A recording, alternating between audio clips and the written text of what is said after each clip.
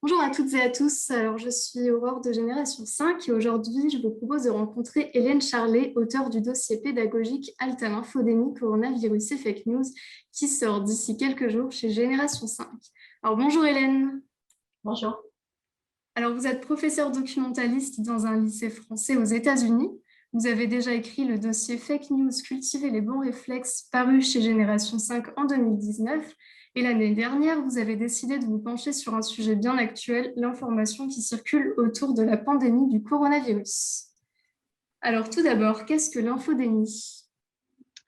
Alors, l'infodémie, c'est un mot qui est apparu assez récemment, justement, avec le coronavirus et l'épidémie de Covid-19, euh, puisque en dehors d'une épidémie de virus et de maladies, on a vu apparaître une épidémie de fausses informations, de fake news sur l'origine du virus, comment le soigner, comment le traiter, les vaccins, etc. Et donc, ce mot est apparu pour, voilà, c'est une contraction de information et d'épidémie pour, pour symboliser cette viralité des fake news, des rumeurs, des théories du complot autour de la pandémie de Covid-19. Et donc, comment est né ce projet? En fait, il est né un peu dans la continuité du précédent livre sur les fake news, puisque c'était un ouvrage de sensibilisation des jeunes aux problématiques de désinformation, de rumeurs, de complotisme, mais qui était très général. Donc, l'idée, c'était de faire des séances pédagogiques pour travailler avec les élèves sur ce sujet. Et le fait qu'il y ait ce contexte sanitaire particulier m'a fait réaliser qu'on pouvait voilà, saisir cette opportunité-là pour travailler l'éducation aux médias, les problématiques de désinformation, mais sur le contexte très actuel qui est vraiment qui est en live quoi, pour les élèves. Donc, même si c'est compliqué parce que c'est une matière mouvante, on est sur le rien pour l'instant, il n'y a pas de certitude. C'est pas un ouvrage qui prétend savoir ce qui est vrai et ce qui est faux en matière de coronavirus ou de Covid. Mais je trouve que c'est un sujet intéressant pour réfléchir avec les élèves sur qu'est-ce qu'on fait de toutes les informations qu'on reçoit sur ce sujet et voilà, est-ce qu'on les partage, est-ce qu'on les vérifie, qu'est-ce qu'on peut faire de toutes ces informations.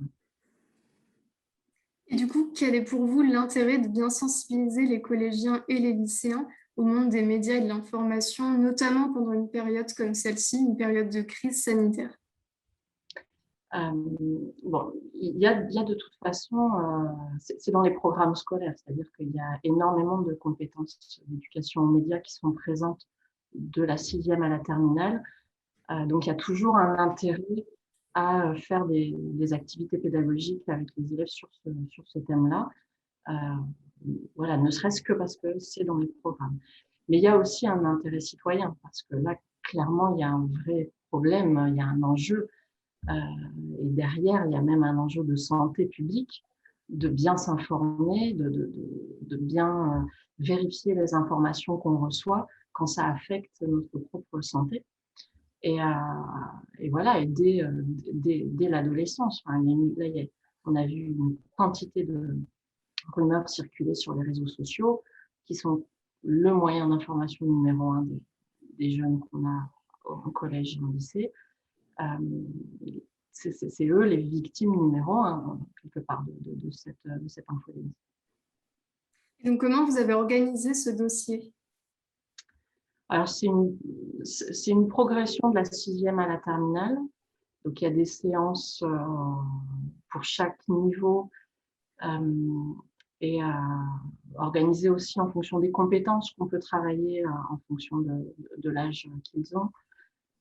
Tout ce qui est théorie du complot et conspirationnisme, ça va plutôt être pour le lycée. Donc, oui, c'est une organisation vraiment par niveau, par compétence, par thématique abordée aussi. Il y a plusieurs thématiques différentes abordées dans, dans l'ouvrage. Et à chaque fois, l'idée, c'est de proposer une séance clé en main, les ressources à utiliser, comment mener la séance, Il y a une fiche de l'élève qui est fournie que le professeur peut utiliser ou ne pas utiliser, ça c'est lui qui voit. Mais l'idée, c'est que les ressources sont fournies et l'idée de quelles compétences on va travailler et comment on va s'y prendre pour la travailler, tout ça est fourni pour chaque séance. Est-ce que vous pouvez nous donner quelques exemples de thématiques qui sont couvertes dans le dossier? Il y a pas mal de séances qui partent des biais cognitifs qu'on a tous, les élèves, les professeurs, vous, moi, tout le monde, qui nous rendent crédules face à la désinformation.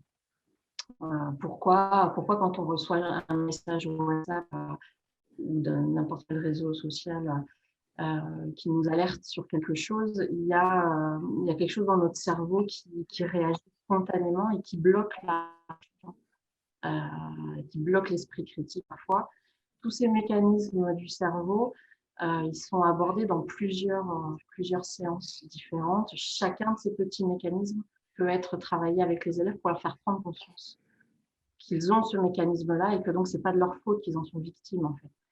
L'idée, c'est de ne pas les culpabiliser en leur disant « Ah, c'est pas bien, tu répands des rumeurs », mais au contraire de leur faire prendre conscience qu'on est tous victimes de ça, mais qu'il y a des petits réflexes à acquérir pour ne pas être victime de ces biais cognitifs. Donc, il y a pas mal de séances là-dessus. Il y a aussi une thématique autour de l'image, des vidéos qu'on voit circuler, des photos qui sont manipulées. Les photos, par exemple, pour illustrer la distanciation sociale, le respect de la distanciation sociale ou pas. Voilà, des choses. Il y a aussi les documentaires complotistes, le documentaire Hold Up qui a eu un certain succès en France et qui est abordé, décortiqué. Voilà, comment l'aborder avec des élèves. Un élève qui parlerait de ce documentaire ou qui aurait été sensible à ce qui est dit dans ce documentaire, comment engager la discussion avec ces élèves-là. Okay. Eh bien, merci beaucoup Hélène pour vos précieuses réponses. Donc, on vous souhaite une très bonne continuation. Et merci à vous d'avoir suivi cette interview vidéo. On espère que ça vous a plu. Donc, n'hésitez pas à nous contacter si vous avez plus d'informations. Et donc, pour rappel, la sortie du dossier Halte à l'infodémie coronavirus et fake news est prévue pour fin mai. Merci beaucoup.